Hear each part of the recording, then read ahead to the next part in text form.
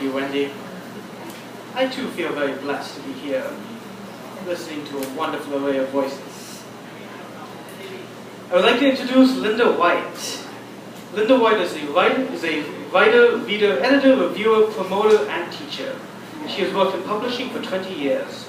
Her poetry and essays have appeared in the St Paul Almanac, Writer's Block, MN Reads, and A View from the Loft.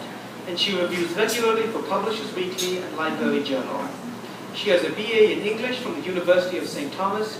She runs Bookmania, providing services to authors and publishers and the Publishing Bones, a soon-to-be-launched website for writers. She is unabashedly a complete, utter book freak. Please welcome Linda White.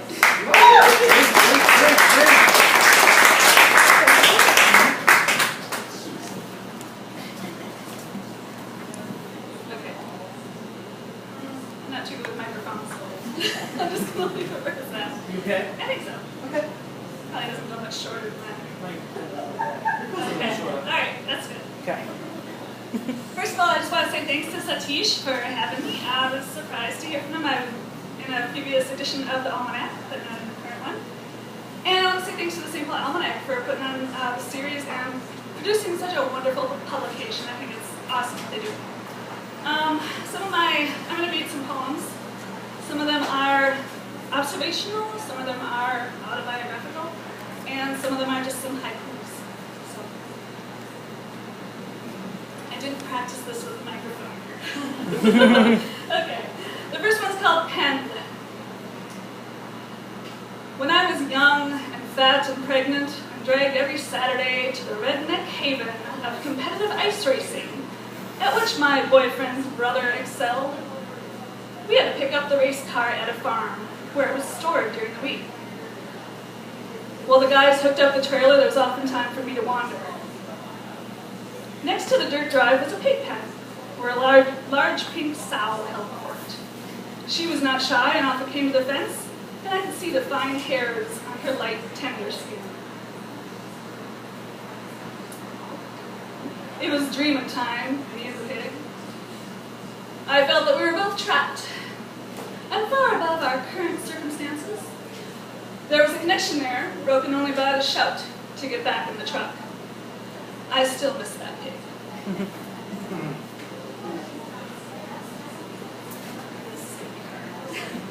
I feel like we're going to knock this over. This one's called Had I Then. Had I bought a new car, bought a house back in 1996, bought all the finery and filled that house with new furniture in the backyard, a patio set, smart new clothes for my upwardly mobile, not yet there, professional career. Had I insisted on being surrounded by frippery and finery, mass-produced happiness taken on a mortgage, created credit card accounts, succumbed to the lifestyles of the yearning and anonymous, indebted to nameless corporate greed.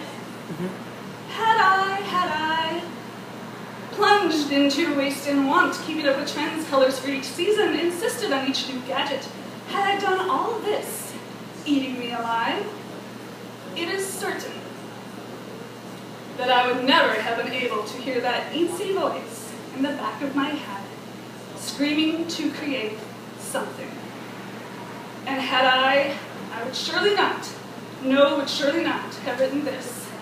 Would surely not be standing in front of you now. Thanks to be the unknown credit gods who deemed me not worthy of their trust in 1996.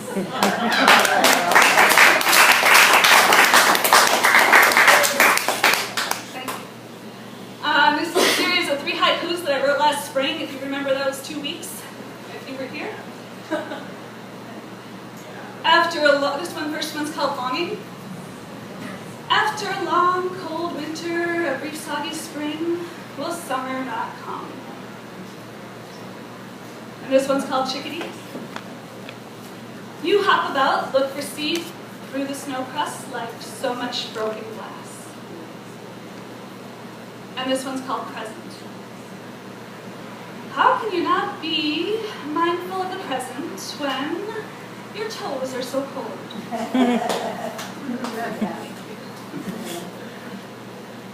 This is one of the observational ones. Drama.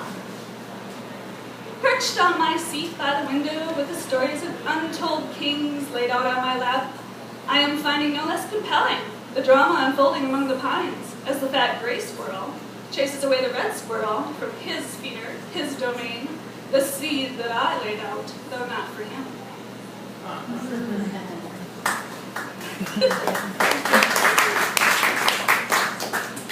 Eat it, Finley. This one's called Lunch. I interrupted a spider at its lunch yesterday, spying what I took for detritus in its web. A large black something hanging, I went after it with the broom.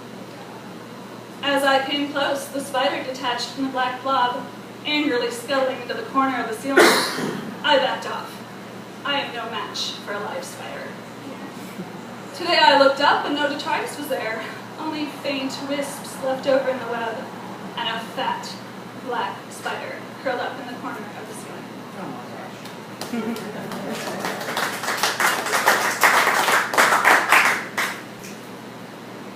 The oncology center. The waiting room is full. Even though studies say it's better to have company, a surprising number of people are here alone. They comment on the TV news, they talk about the weather and their kids at school in bright, chipper voices, to no one in particular. And when someone responds, they all but lunge for that swaying ring of personal human contact.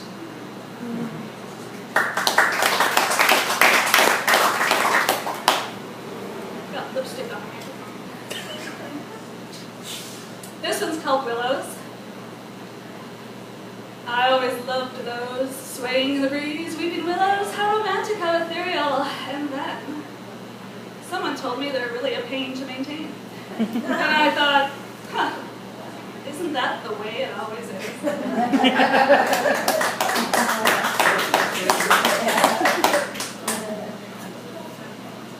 This is called Things I Like. This is the final piece.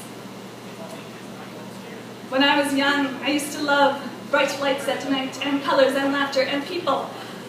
Now, not so young, I look forward to the dim, quiet coolness of my office. And at night, a pool of light by which to read.